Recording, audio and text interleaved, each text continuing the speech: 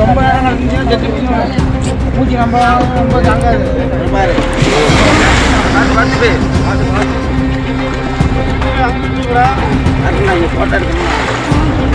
மீன் பிடிக்க சென்ற மீனவர்களுக்கு வலையில் சிக்கிய ராட்சச கடல்வாழ் உயிரினம். அப்படியே மூஞ்ச மட்டும் விட்டுருங்க. மூஞ்ச திறந்து விடுறா.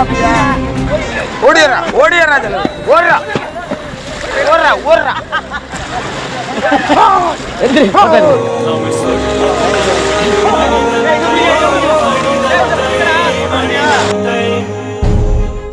மீனவர்கள் வலையில் சிக்கிய கடல் பசுவை ஓடுடா சொல்ல ஓடுடான்னு மனித நேயத்தோடு பத்திரமாக அனுப்பி வைத்த மீனவர்கள்.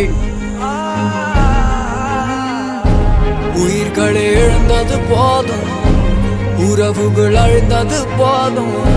வலை வீணானாலும் பரவாயில்ல, அந்த உயிரை காப்பாற்றணும்னு வலையை வெட்டி பசுவை மீட்ட மீனவர்கள். கண்ணீரை போல கரைந்தாலும் தமிழக அரசு அதுக்கப்புறமா வனத்துறை சார்பில் கடல் பசு பாதுகாப்பு குறித்து விழிப்புணர்வு நிகழ்ச்சிகள் நடத்திட்டு வர நிலையில தஞ்சாவூர் மாவட்டம் பேராவூரணி பக்கத்துல இருக்கக்கூடிய கொள்ளுக்காடு கிராமத்தை சேர்ந்த பிரபாகரன் அதுக்கப்புறமா 10க்கும் மேற்பட்ட மீனவர்கள் படகுல போய் மீன் பிடிச்சிட்டு இருந்திருக்காங்க. அப்போ அவங்களுடைய மீன்பிடி வலையில சுமார் 7 அடி நீளம் இருக்கக்கூடிய பெரிய அளவிலான கடல் பசு ஒண்ணு வலையில மாட்டி இருந்திருக்கு. இதை தொடர்ந்து மீனவர்கள் பத்திரமா அந்த கடல் பசுவை கரைக்கு கொண்டு வந்திருக்காங்க.